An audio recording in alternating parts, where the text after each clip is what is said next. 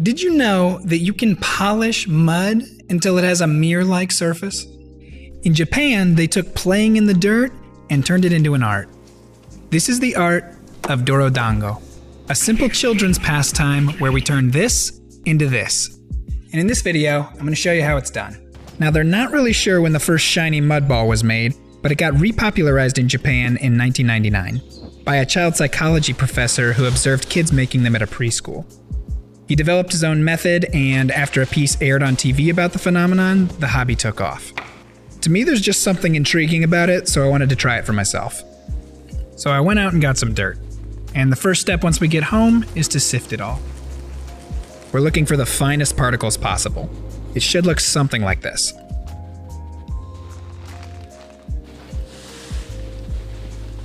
Now, being from Virginia, all we had around my house was red clay, so I also want to try one with that. And if you do use clay, you're going to have to mix it about half and half with sand. That'll prevent it from cracking when it dries out and shrinks. Since I've never done this before, I thought it was a good idea to experiment with a small one first. This measuring was totally unnecessary, but I started with 100 grams of soil and 35 of water. Your soil's definitely going to be different, so don't worry about it too much. I'll show you the consistency we're going for in a second. Spend some time massaging the dirt so everything's nice and homogeneous, and you should end up with a dough-like consistency. So add a bit of dirt or water as needed and keep working it. After that, you can compress it and shape it into a ball, and it should look something like this.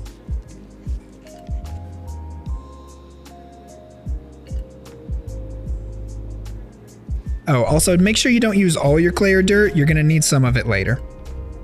I'm going to leave these to dry overnight, and while that one starts, I'm going to make the clay and sand core.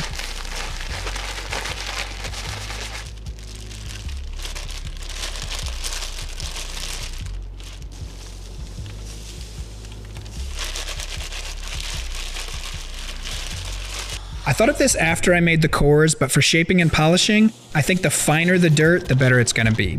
So I grabbed a coffee grinder and left a fine dirt film on everything in my apartment.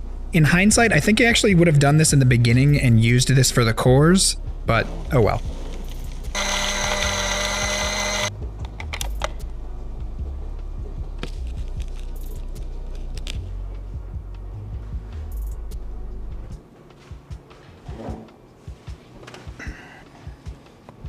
Grab a jar or something. For this small one, I'm going to use a glass spice jar.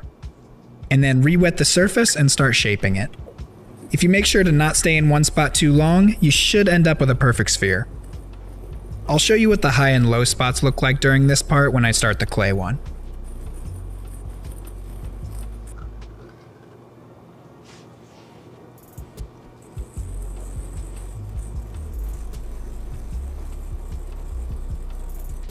Sprinkle a layer of your fine dirt or clay and then wet the mouth of the jar and start working it in.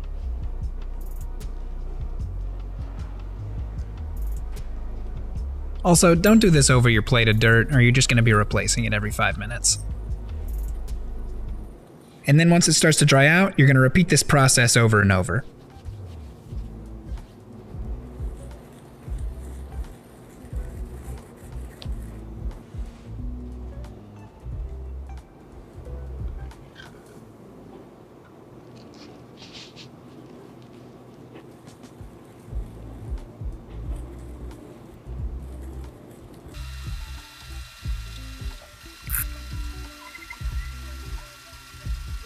With this test one, I was just kind of trying to figure out how to get a smooth surface, and I definitely hadn't figured out the key yet. But after a couple of hours of messing around, I think I have something that's showing some promise. Even convinced my wife to make one.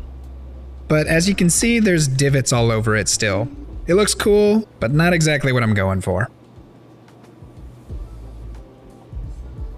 So the trial and error continued into the evening, and here's what we ended up with for the test piece.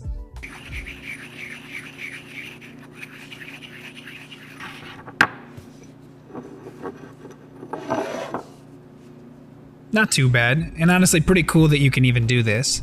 But with that test done, time for the big one.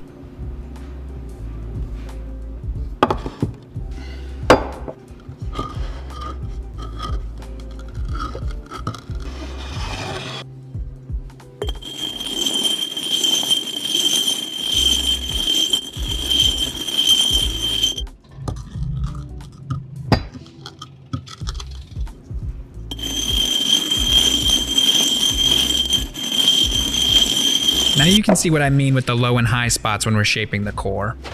But after a while, we've got this perfectly spherical, forbidden brownie. And then it's on to the final challenge.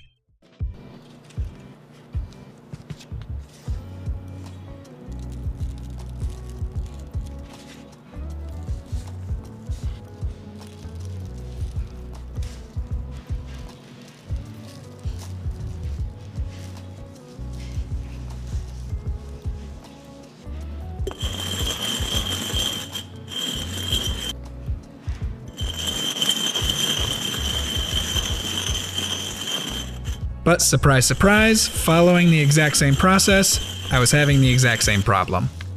No matter what I did, I always ended up with some really rough spots and some kind of smooth spots. I was watching Netflix at my desk while I did this, and I finished all of Arcane before I was done.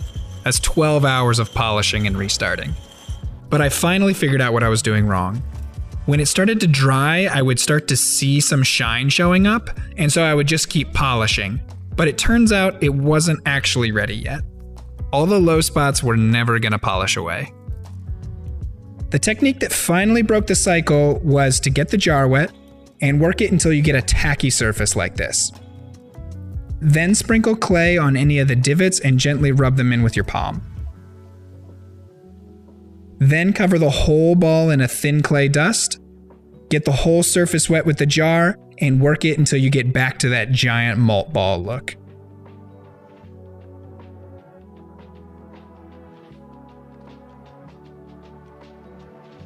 As it's drying, you're kind of spreading that thin layer of mud to fill in all the imperfections.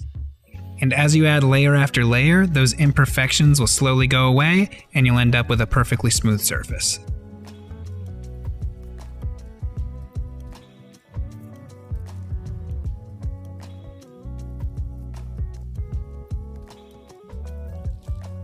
Once the surface is how you like, don't wet it again and just keep polishing. For me, a little drop of olive oil on the rim of the glass really helped it to slide.